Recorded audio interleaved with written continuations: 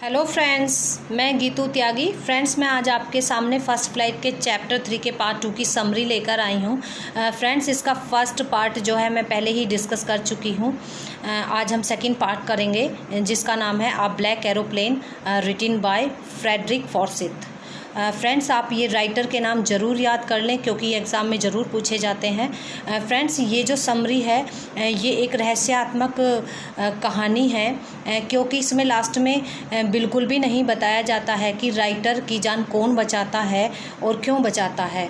Friends, ये जो summary है इसमें लेखक एक पायलट होता है, उसके पास अपना एक पुराना डकोटा नाम का जहाज़ है जिसका नंबर SD-088 है। फ्रेंड्स, जो राइटर है वो पेरिस से इंग्लैंड की तरफ उड़ान भर रहा है। फ्रेंड, जो राइटर है आज बहुत खुश है क्योंकि उसकी छुट्टियां हो चुकी हैं और वो अपना इंग्लिश ब्रेकफास्ट आज अपने परिवार के साथ ही करना चाहता है। और फ्रेंड, जब हमारी छुट्टियां होती हैं और हमें घर पे जाने के लिए कहा जाता है तो हम भी कुछ इस तरह से ही खुश हो जाते हैं। इसी तरह से राइटर भी आज बहुत खुश है क्योंकि आज वो अपने घर पर जाएगा और अपने परिवार के लोगों से मिलेगा। फ्रेंड, जो राइटर है वो अपनी घड़ी में समय देखता है। इस समय उसकी घड़ी में सुबह के 1:30 हो चुके हैं जो कि अब पेरिस से वो 150 किलोमीटर की दूरी पर है।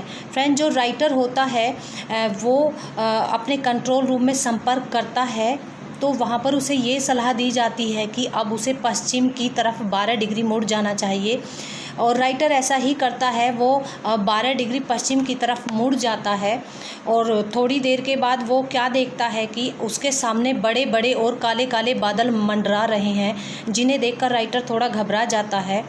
वो थोड़ी देर के बाद अपने कंट्रोल रूम में संपर्क करने की कोशिश करता है लेकिन जो दिशा सूचक होता है वो अब सही प्रकार से कार्य नहीं कर रहा है और जो रेडियो है वो भी आउट ऑफ ऑर्डर हो चुका है।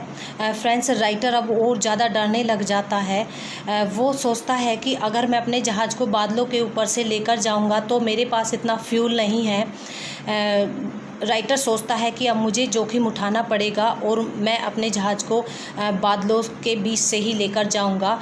लेखक जैसे ही अपने जहाज़ को बादलों के बीच से लेकर जाता है वो चारों तरफ अंधेरा ही अंधेरा पाता है।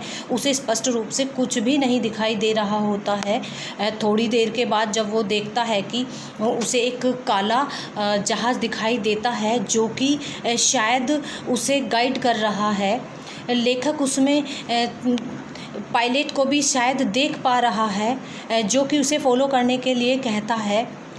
क्योंकि लेखक के पास और कोई चारा भी नहीं है, लेखक उस जहाज़ को फॉलो करने लग जाता है और लगभग 30 मिनट तक लेखक उस जहाज़ को फॉलो करता है। थोड़ी देर के बाद लेखक क्या देखता है कि जो काला जहाज़ होता है वो नीचे की तरफ जा रहा है। अब लेखक और चिंतित हो जाता है क्योंकि लेखक के पास अब केवल 5 या 10 मिनट का फ्यूल बचा था। लेखक भी अब उसे गाइड करने लगता है और नीचे की तरफ जाने लगता है।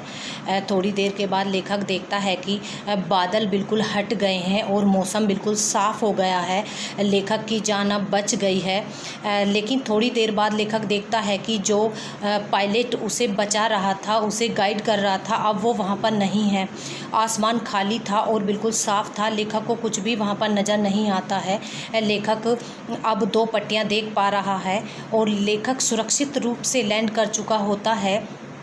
लेखक तुरंत अपने डकोटा जहाज़ से उतरकर संपर्क रूम में जाता है और वहाँ पर एक लेडी बैठी हुई हैं जिनसे वो पूछता है कि कृपया उन्हें बताएं कि दूसरा पायलट कौन था जो कि उसकी मदद कर रहा था।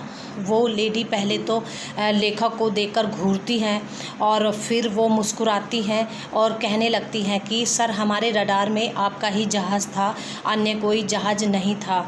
जब ये बात राइटर सुनता है तो वो स्तब्ध हो जाता है और वो सोचने लगता है कि वो कौन था जिसने मेरी मदद की। शायद भगवान था जिन्होंने की मेरी मदद की।